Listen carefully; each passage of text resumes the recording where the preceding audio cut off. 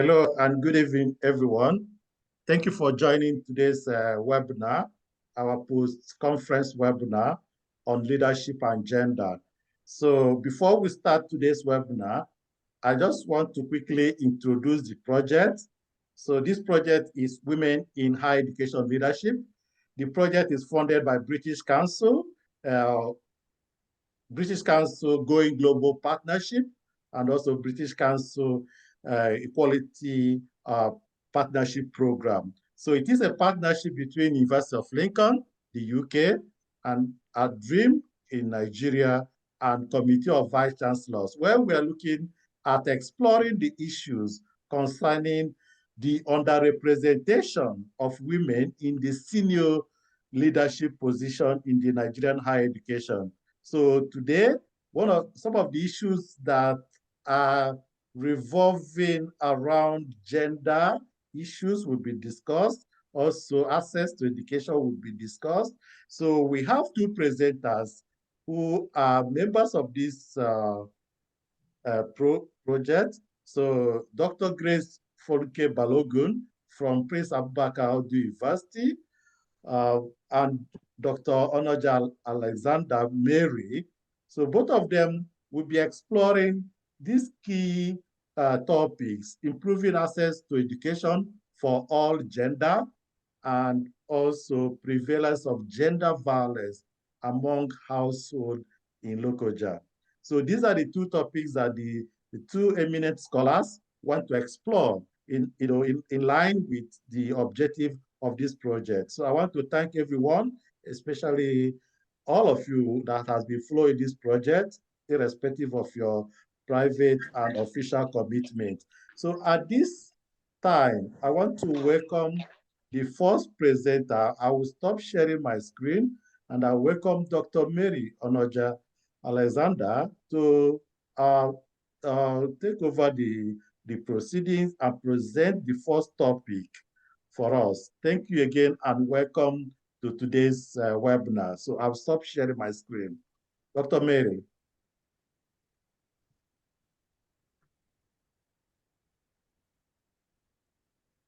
Dr. Mary, you can share your screen and then you have 20 minutes. So after that, they will have the second presenter who will also take 20 minutes. Then the questions will follow and then reactions from all the participants. So if you want to share your screen, please. Could you share your screen?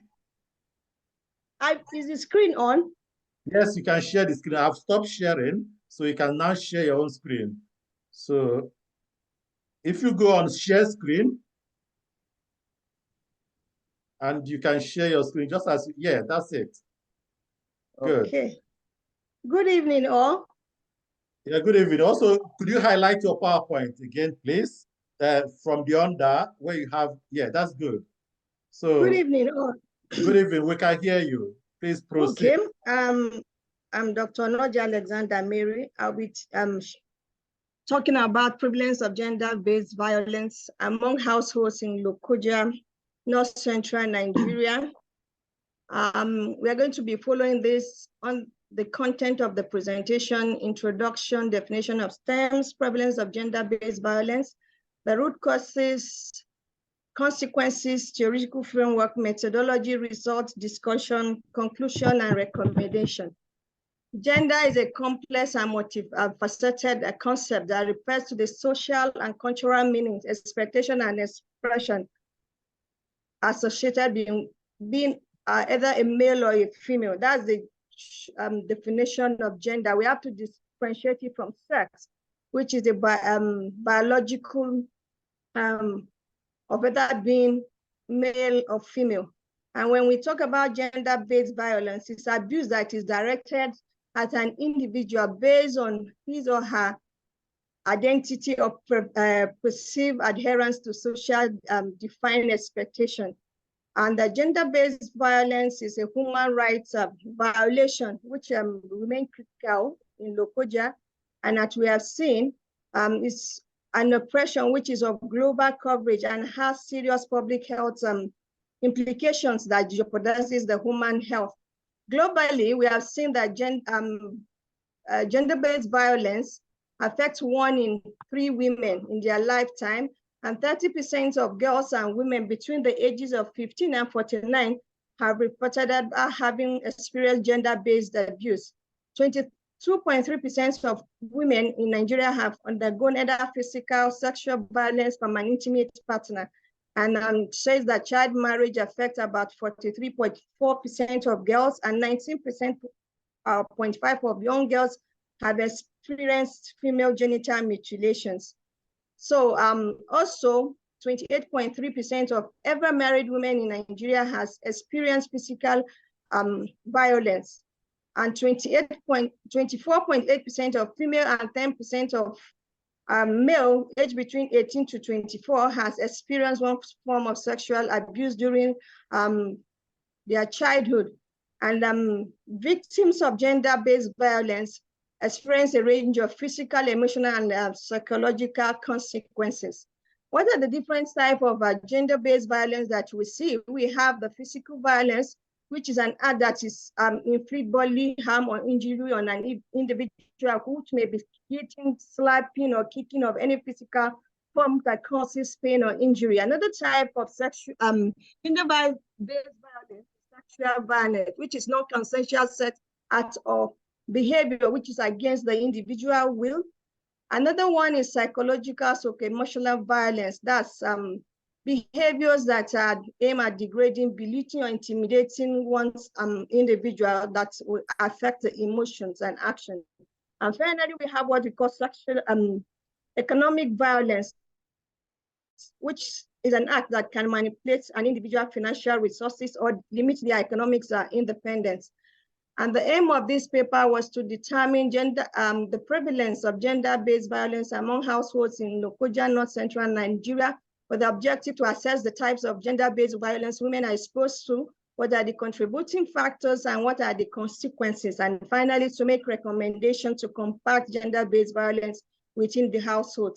We are going to use a theoretical framework. We're using the social ecological model, which says that these are that for you to understand how gender-based violence is perpetuated, you need to know the individual's behavior and what surrounds that behavior and the interaction that are influencing the general broader social environment. So we have 2 types of environment. We have the micro system, which is the immediate environment on which the individual belongs to, that the family dynamics, the social norms, the socioeconomic status, and the practical norms within the household that can make them perpetuate gender-based violence.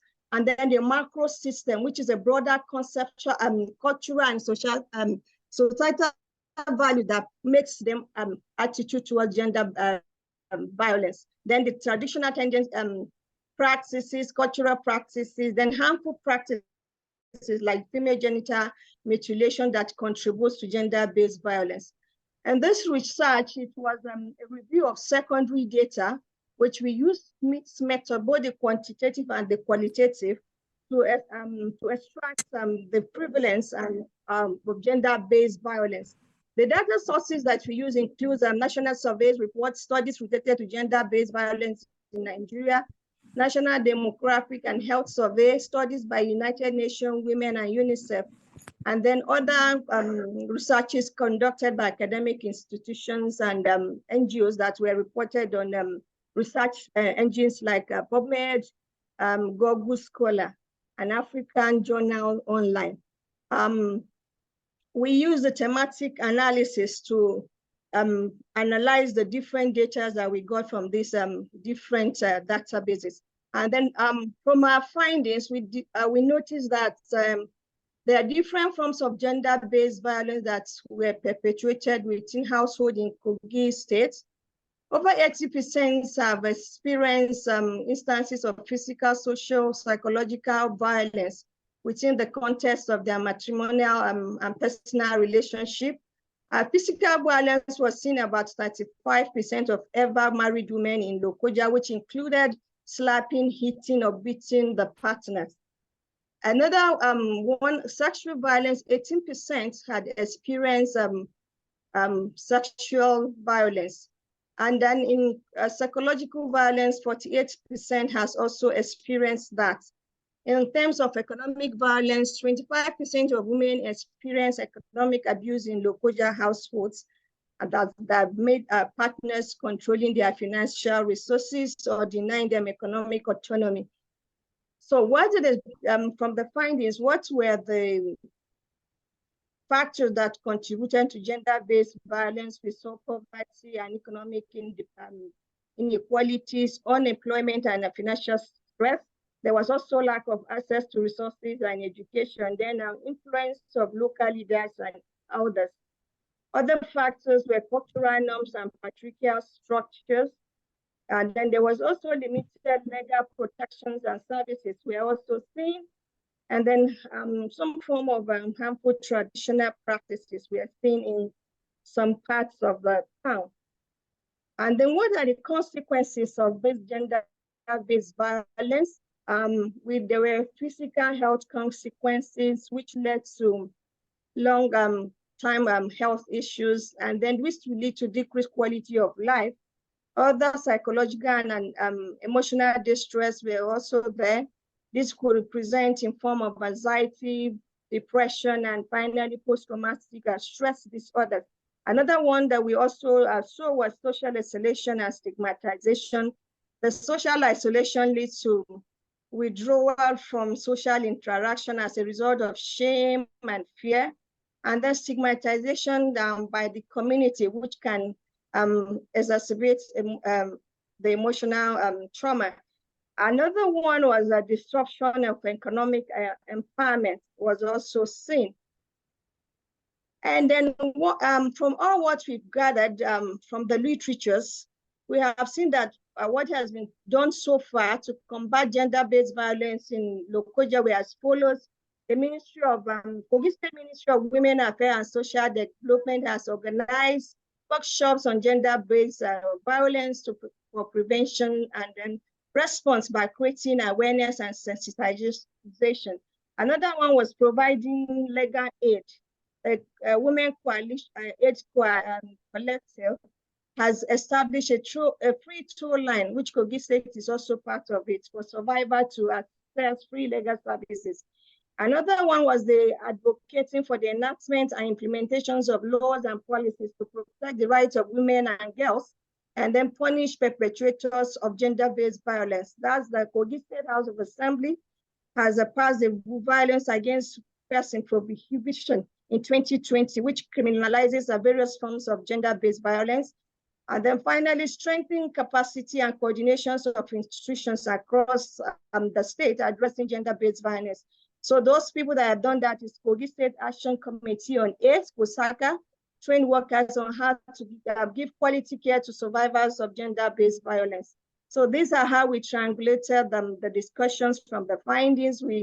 We had the findings of interplays of factors, then what were our solutions to that? Then we have cultural and traditional influences addressing cultural norms and changes, then consequences on the victims, what was done.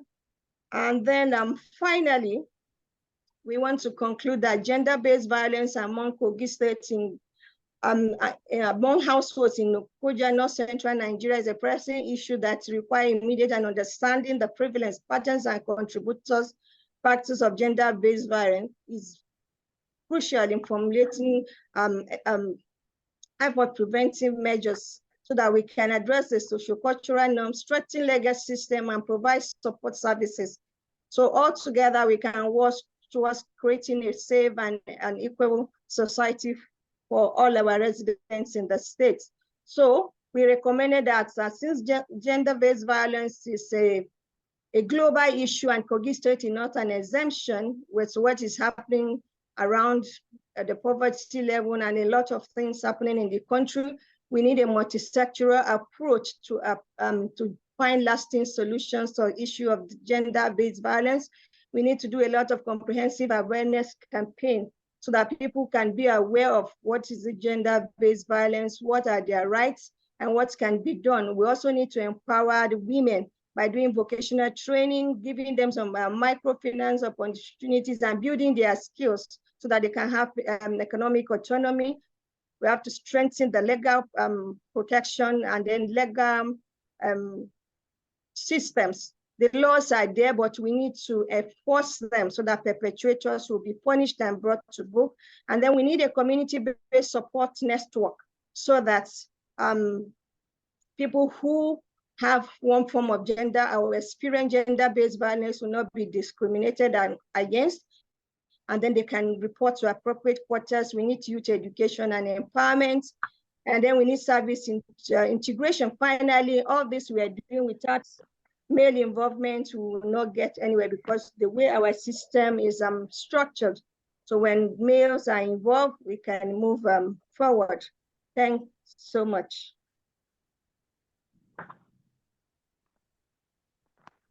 Thank you, Dr. Mary, for that presentation. I'm sure the audience will have questions for you, and I'm sure the audience also appreciates your presentation. So what next is we're going to have the second speaker, Dr. Grace Folunke. I've got your PowerPoint. I'm going to share your PowerPoint. So I will guide you through sharing the PowerPoint while you do the presentation. Please do always let me know when you want me to move to another PowerPoint.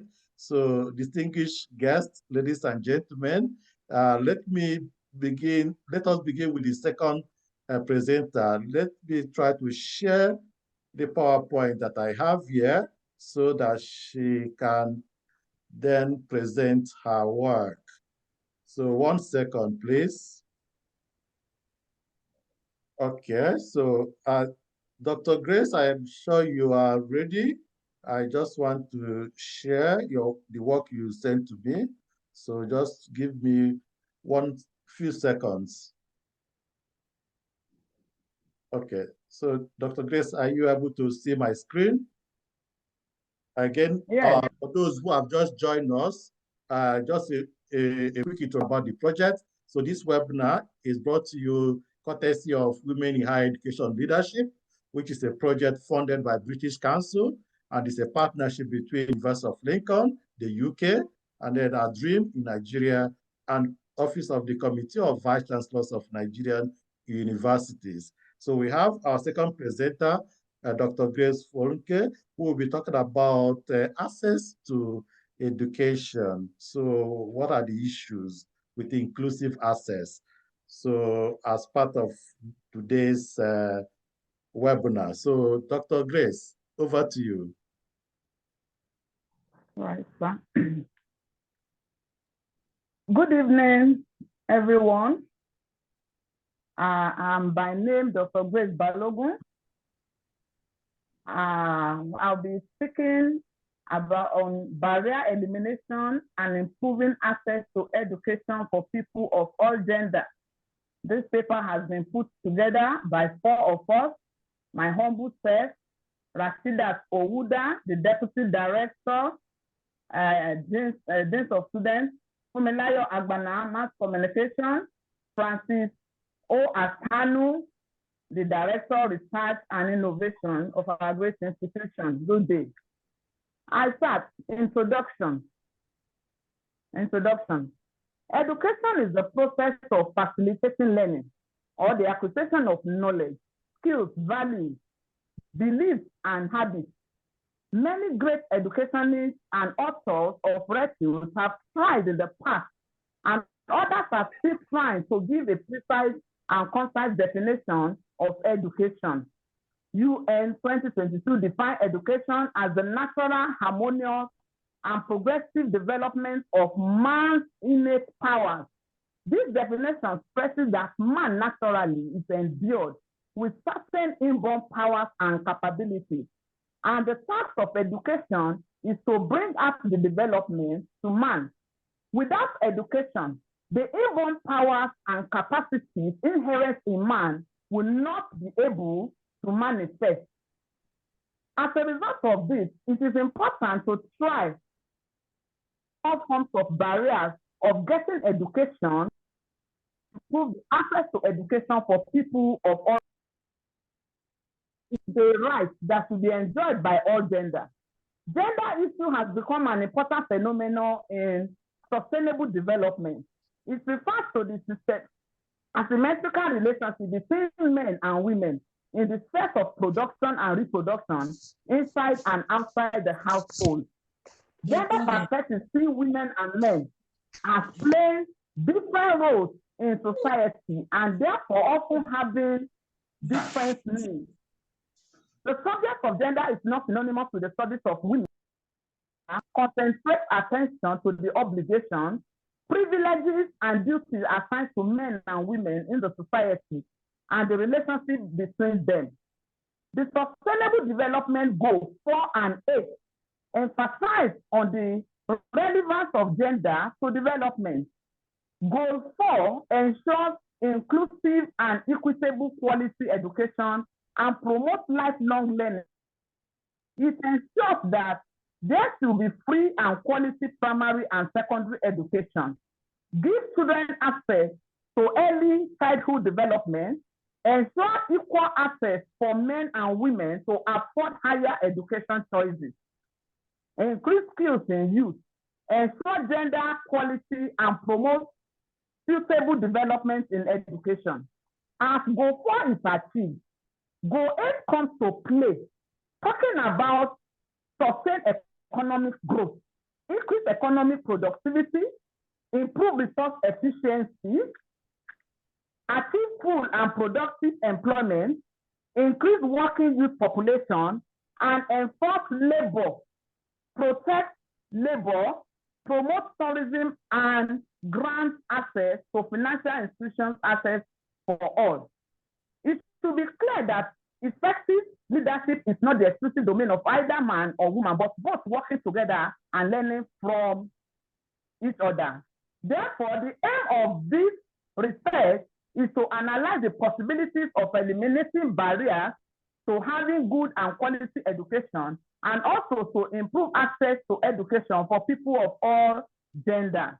To achieve this aim, the following objectives have been put in place.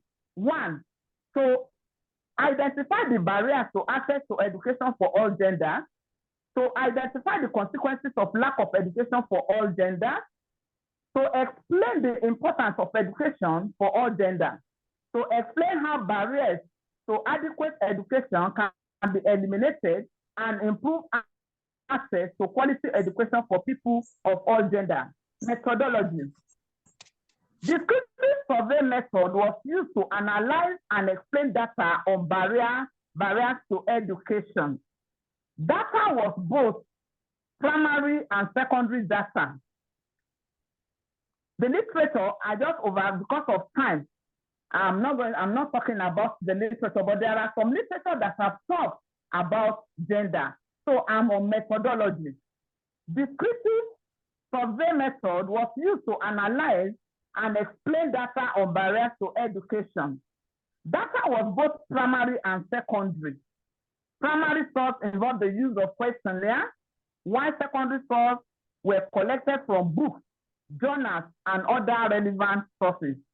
A multi-stage sampling procedure was used for the study in the sense that the first stage involved purposeful selection of the Eastern Senatorial District of Kogi State with a population of 1,399,389 from NMPC 2006.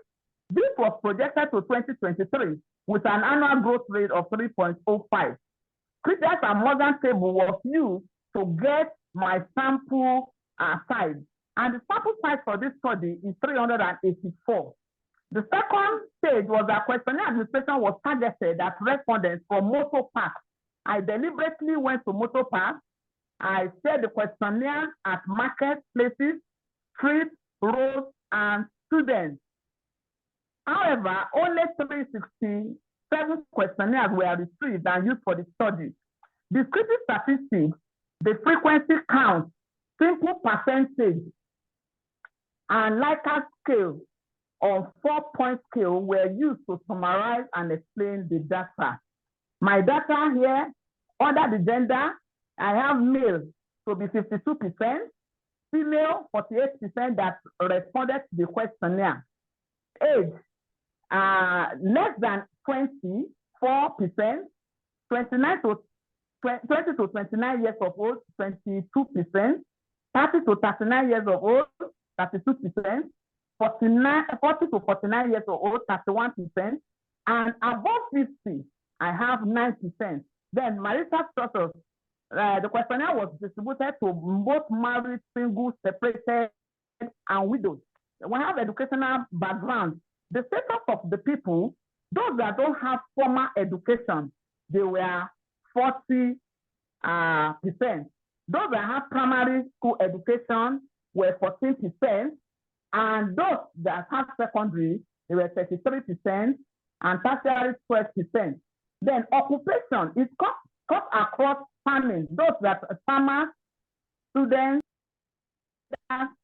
apprentices, politicians, drivers, civil servants, and unemployed.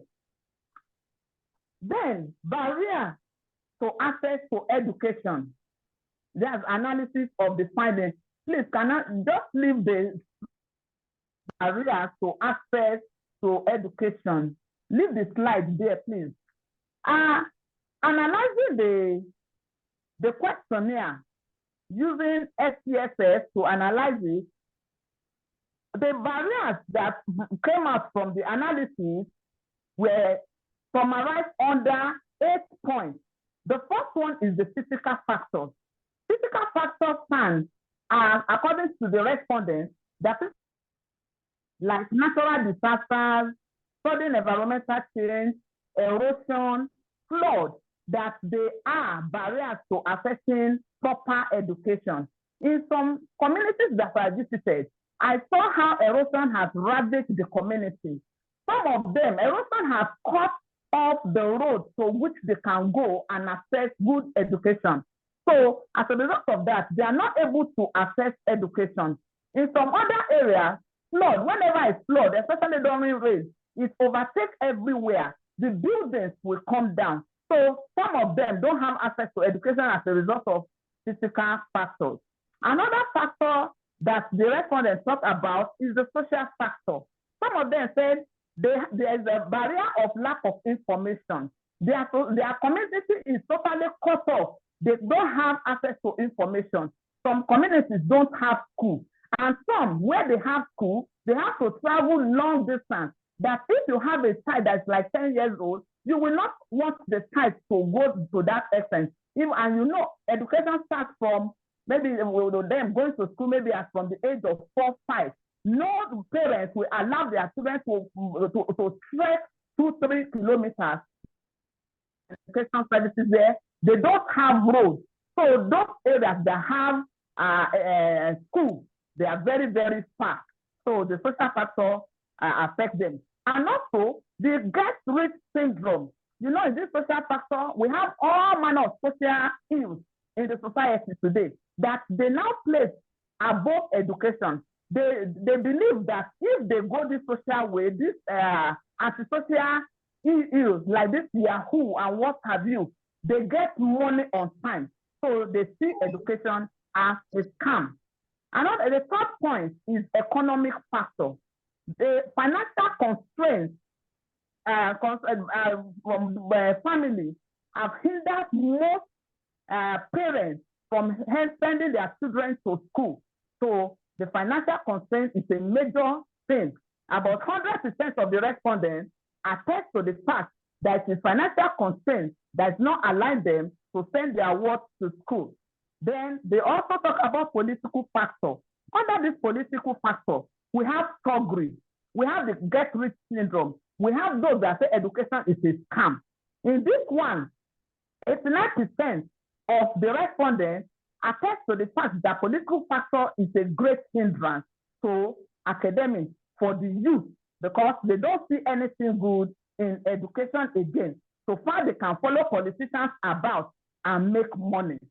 Another factor that is serving as barrier to access to education is cultural factor.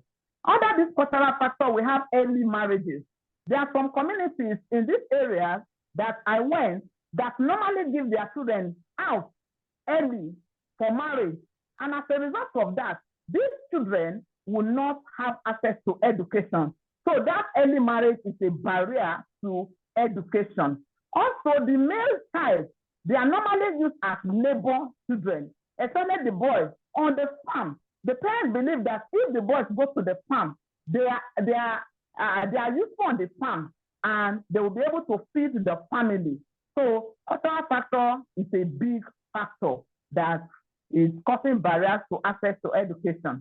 Then we have insecurity. Insecurity like banditry, farmer herders, kidnapping. This is a big problem in some of the societies that I visited.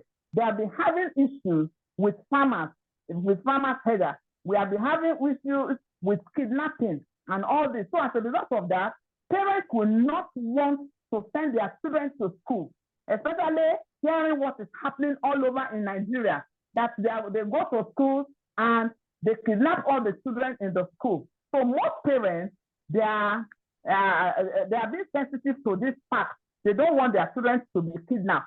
So insecurity is a big barrier to access to education. Then also another factor is negligence by government. Some schools take place in dilapidated structures. Government has neglected these people. Some schools also take place under trees.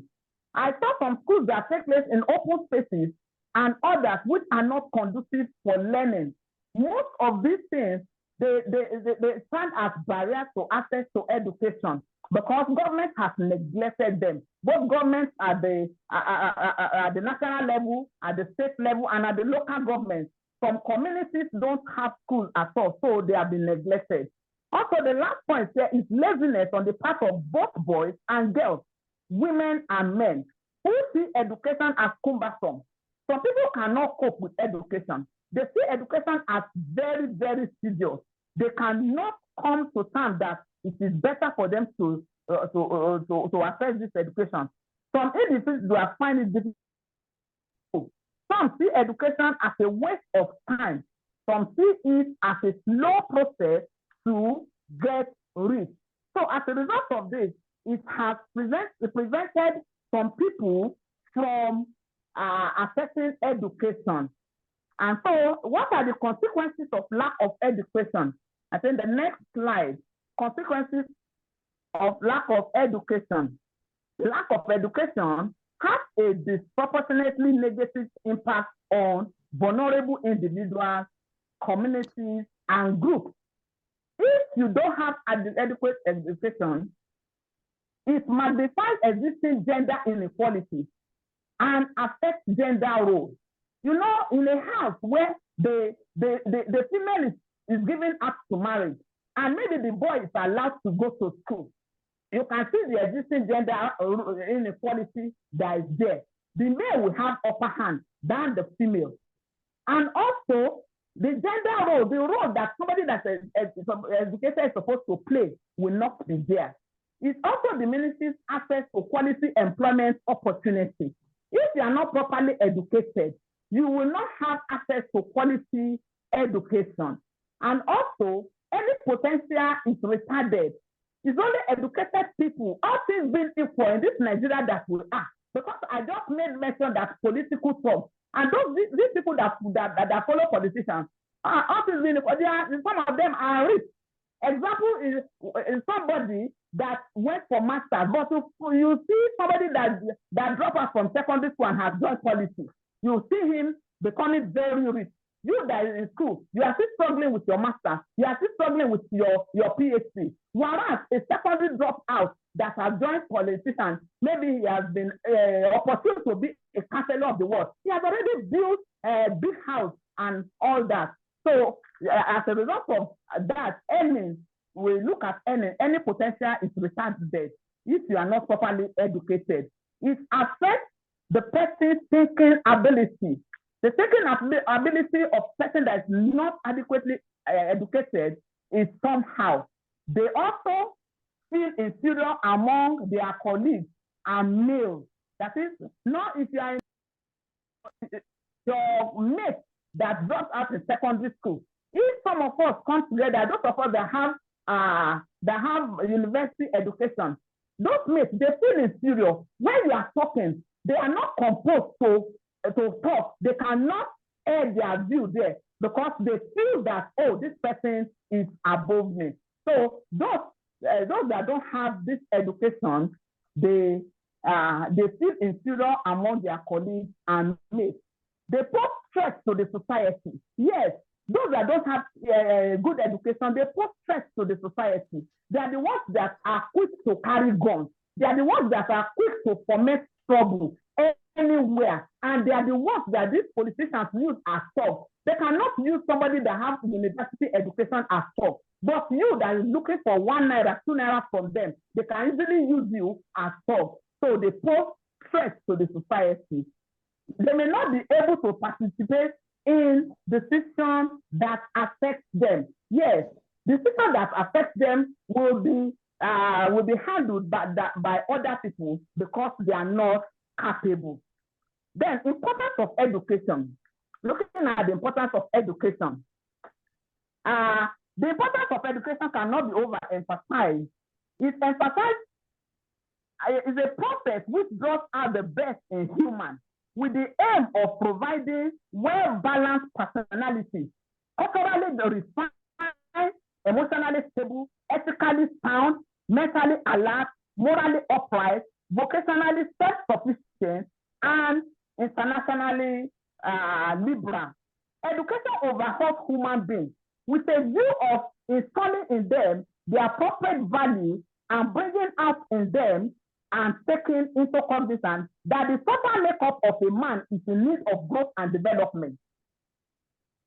Ascertaining that man is naturally endowed and education is responsible for bringing out the development of this innate ability that will enable him make original contribution to his life and the life of his family. Education tends to improve the quality and productivity of labor, which in turn leads to economic growth and subsequently economic development. There is no alternative to education and training. Education, either formal or informal education helps to convert people into human resources, and its impact is extensive. Education increases self-awareness in terms of habits, culture, social status, and management. So barrier to elimination now. Barrier elimination to access education. We have to eliminate some barriers in order to access education. We have to establish clear goals, that is concerted effort by both governments at the national level, governments at the state level, and governments at the local level. There should be a concerted effort towards education and funding. Government should at least fund education very well, so that people that are not able to access education financially will be able to access it. Then another barrier elimination is that encouragement, so motivation from government, from parents, from organizations, from individuals. People should be encouraged to go to school. Like I'm yet to see some place like Big Brother Nigeria Limited, where education will be encouraged, that the best graduating student will be given 2 million, will be given 3 million. Then they should provide security, the availability of resources, conducive environment for learning, and so forth. Thank you, and God bless. Thank you very much, Dr. Grace, for that insightful presentation. I'm sure, let me stop sharing my screen. I'm sure the audience are gearing up for questions. As the moderator, I may decide to start with the question, and I'm going to come to you, Dr. Mary, first.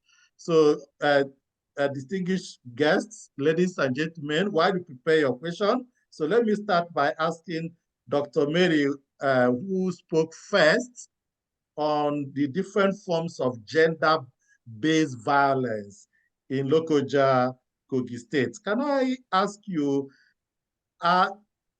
okay, to what extent do the society encourage or discourage some of the gender-based violence that you discussed? So can you throw some light on that? The role of the society, either in encouraging or discouraging, gender-based violence. And also, Dr. Grace, maybe you prepare to follow on that question as well is to what extent what are communities doing, to help to solve this issue of access to education? So maybe that's what you might prepare to throw some light on the role of the community. What are the communities doing or not doing? So Dr. Mary first, what are the communities, how do the society encourage or discourage gender-based violence in Lokoja? Thank you. Thank you so much. In my slide 15, I highlighted some of the things that are being done so far in Kogi State to combat gender-based violence. I said that the Ministry of Women Affairs and Social Development have organized a lot of workshops on gender-based violence prevention and then responses. That's by raising awareness and then sensitizing the different causes and then the consequences of gender-based violence. And then what are the available services that if somebody encounter gender-based violence, where can the person go? And then how can he access services? So in the states, different ministries have put up different things. For the HIV state, Kogi State Action Committee on AIDS, we call it COSACA. They've also trained health workers to be able to give quality services to victims of and survivors of gender-based violence. Although the State House of Assembly has enacted the law, which is mandatory by all states from the federal government, but still one of the drawbacks still is the enforcement of that law and to punish offenders who perpetuate such acts. So the law is not being enforced. It's there, but it's not being enforced. So that's one of the drawbacks of what is happening. And then most of the women, not only in Kogi State as a whole, but in Nigeria, do not want to report this issue of gender-based violence. It's only in some states that once you are caught in any part of violence, that are trafficking, sexual, physical, especially sexual offenses, that they punish the offenders very well. And in each state, we're still far from that. Well, also we have the women lawyers in the state who are ready to take pre-services for women who have been involved in one aspect of gender-based violence. So the female lawyers in the state have been able to do that. And then other forms that we cannot, other ways that is not allowing that to happen in the society. I said earlier, our patriarchal system of cultural norms, where men are more valued than women. So it's still also a problem in the state and then in Lokoja as a whole. So that is what is against and for that gender-based violence in the state. Thank you for that response. Yes. Can I come to you, Dr. Grace? So my question to you earlier is, what are communities doing to solve this imbalance or lack of access to education? Yes, thank you, Prof. Like some of the communities I visited during this research, they have really tried. You see them having schools under trees. That is an effort that they have made, that they don't just want their children to stay at home without being schooled. You see them under trees. And some of the people, they have given up their homes, their houses, even to public schools, not private schools in these areas, because they want their children to go to school. And some areas that flood has washed away the bridge between their own community and the other community. You see these locals trying to put log of wood to connect their village to the other one, just for their children to go to school. And you know, in this community, finance is a problem. So we cannot say maybe we have somebody there that is bringing out money to really help them. But in their own capacity, some of these villages have been putting things together for them, for their children to go to school. Even some of their children that are schooled, maybe that have NCE, normally help in teaching in such communities.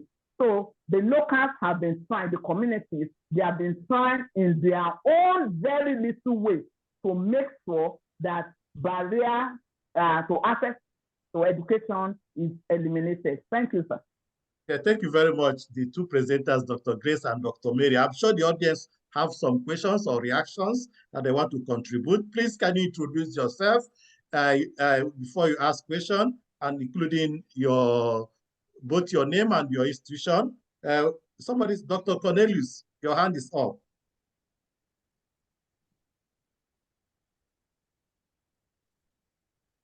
Oh, sorry, I think it's not.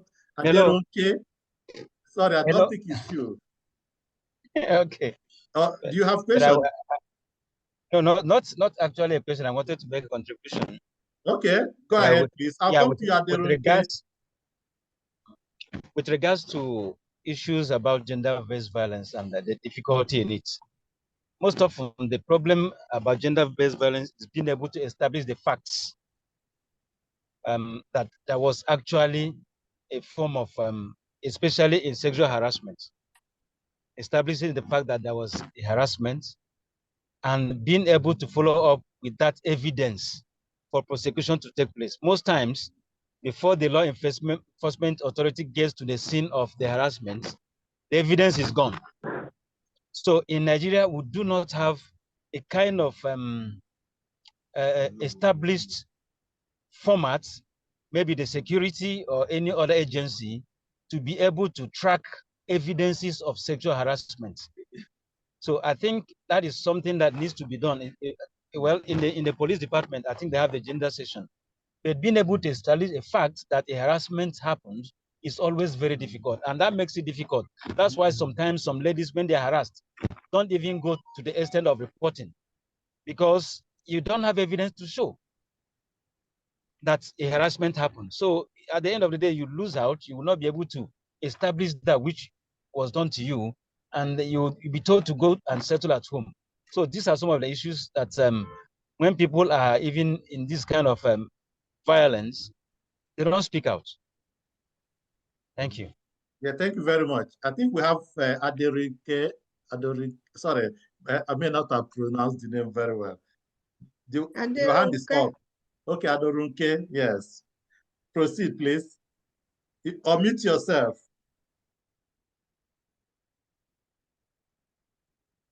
We can't hear you. Unmute yourself, please. Good afternoon, all. You're welcome. Yeah, I'm Professor A.B. Mohammed. That is Aderonke Bashirat Mohammed from Ahmadu Bello University. I want to appreciate the two presenters, and my question goes to the second presenter, Dr. Grace. I'm a bit confused on how you did your sampling.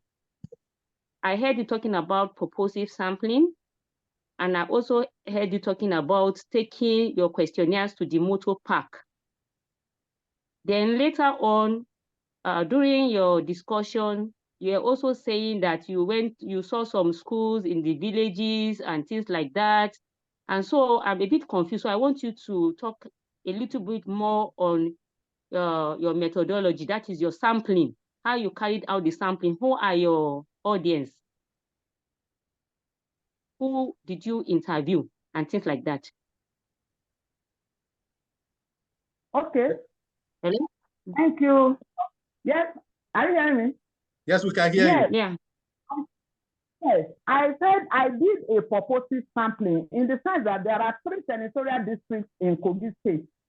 My purposive sampling is that I use Kogi East Senatorial District.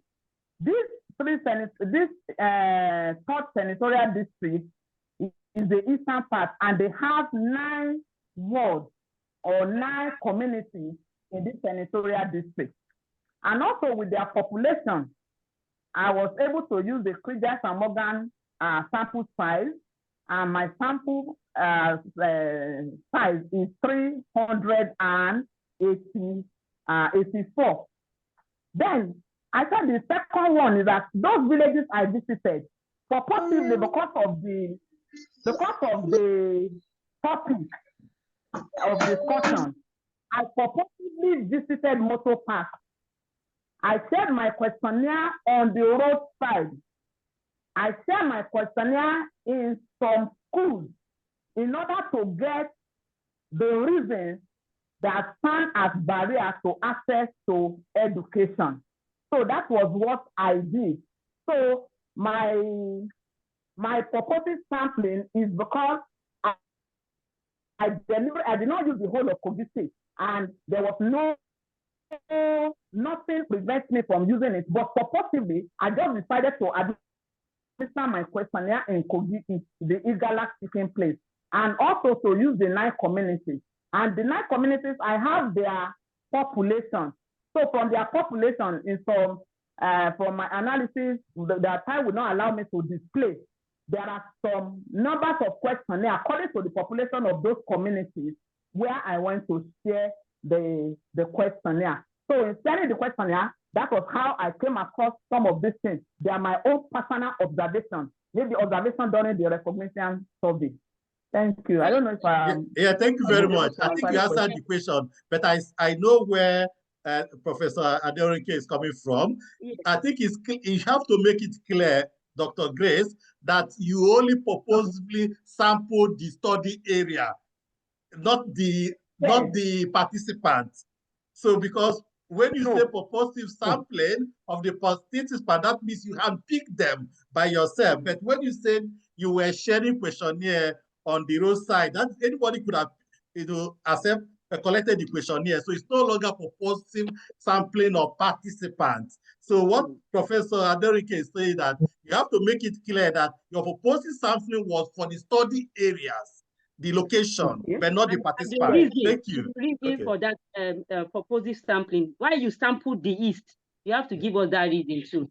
Yes, and the reason why you chose those areas. That is purposive. Oh, you have to tell us the reason. Why did you choose that particular place? You understand, ma'am? Okay. Yes. If you look at the Baji area, those areas, they are always being ravaged by flood.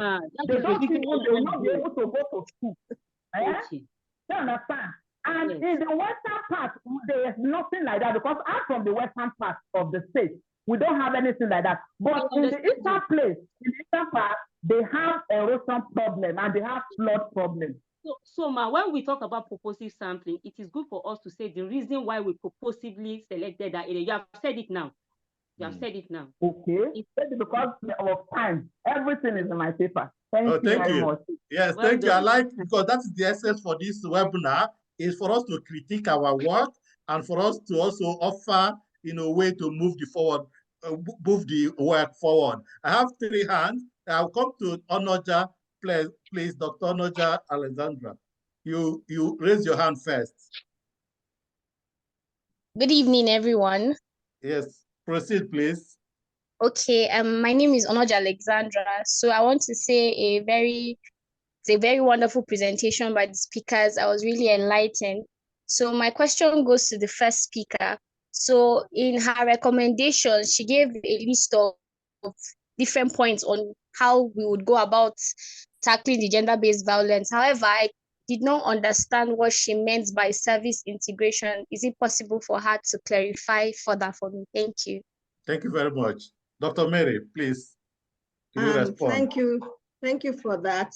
What I mean by service integration, gender-based violence is a multi-sectoral problem. It is not found in one sector. So what that means is that different sectors will come into play to address the question and the issue of gender-based violence. And then if we want to treat the physical aspect of it, and we come to the hospital aspect. In the hospital, we do not treat one aspect of a person. You treat the person as a holistic entity.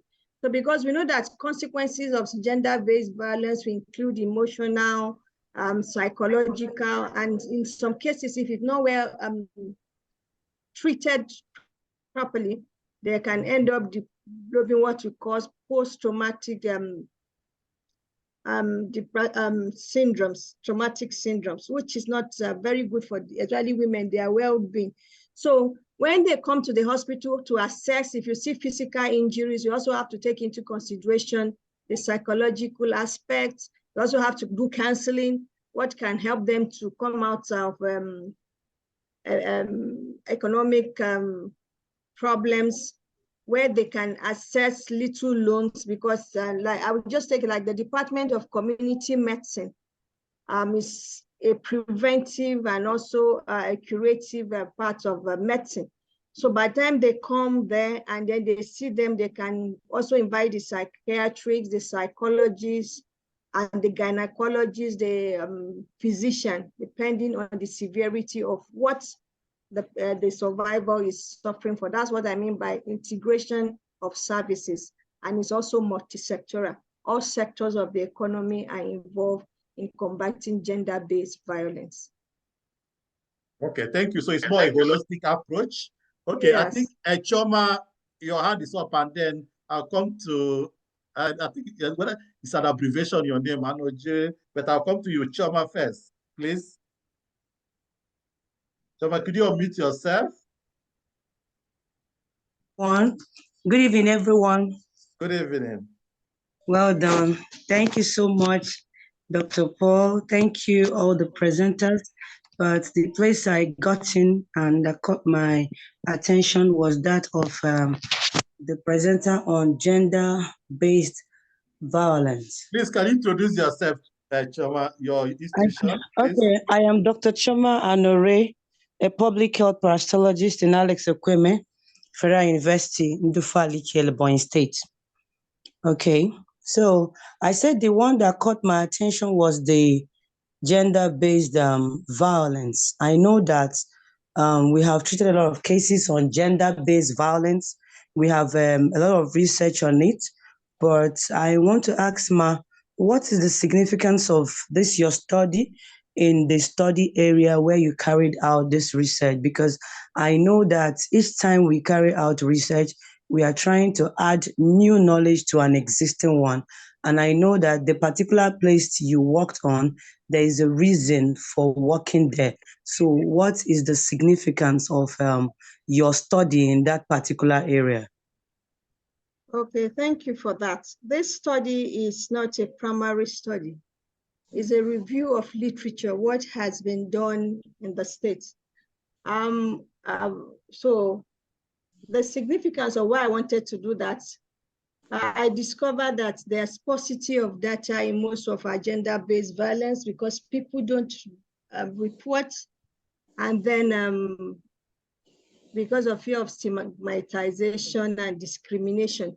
So I wanted to find out, do we really have a baseline data in the state so that anybody that actually wants to carry out a physical survey, and a primary survey of gender-based violence, we have like a baseline that the person can now work upon. That was the essence of that, because we don't really have, like in your own place, you have a lot of studies, but you really have the data that has disaggregated into by sex, by age, and all that. So I wanted to see whether we have anything on ground from the various studies that have been carried out in Kogi State and especially in Lokoja.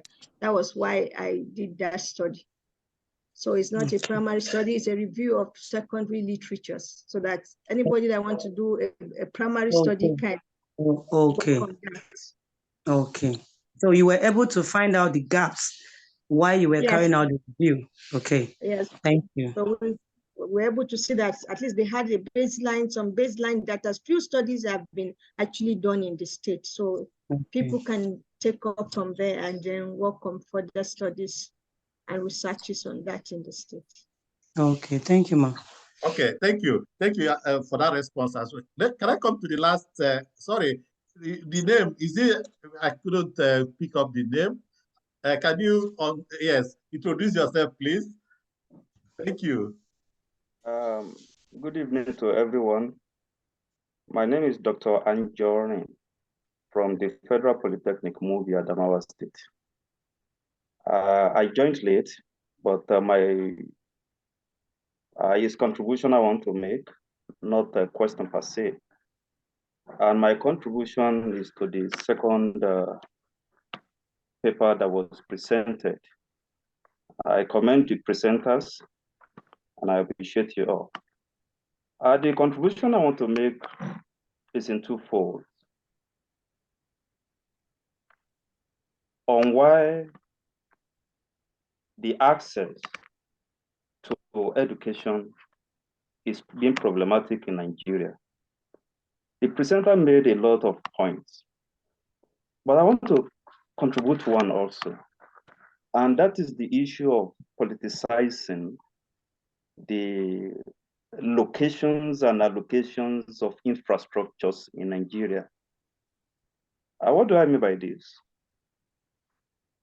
Many of the infrastructures that governments and development partners provides in this country today are often not being provided based on the needs of the communities, but based on the interest of the powers that be.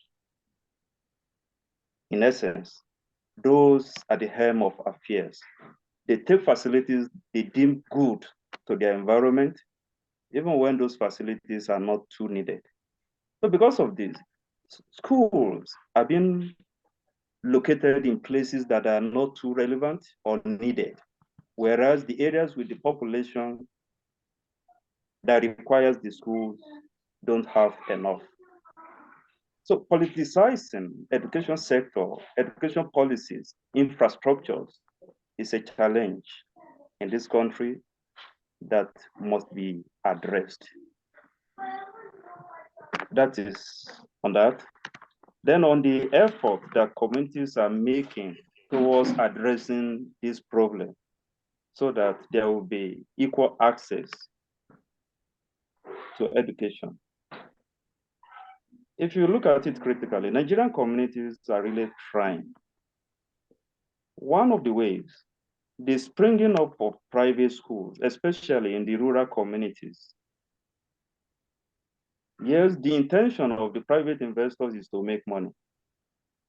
But in most cases, especially, I say especially in the rural area, you see that they are only rendering services so that the children of these rural areas can have access to education. Secondly, PTAs, parent teachers associations in many schools, they have teachers that they employ for even the government schools, and they pay them. Why? Because government staff or teachers in many schools are not enough to do the work.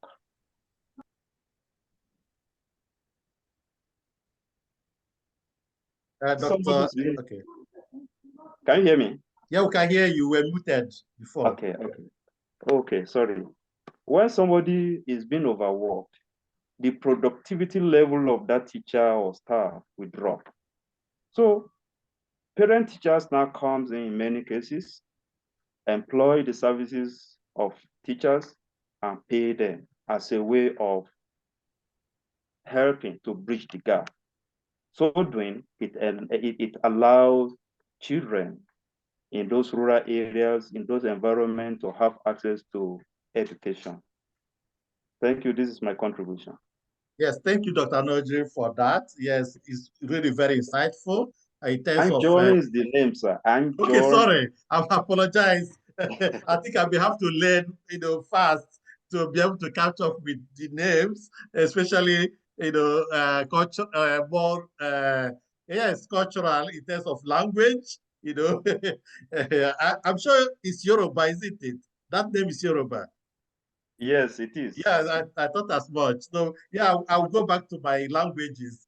I think I've lost track. So yeah, thank you all for this, the insight to this today's topic.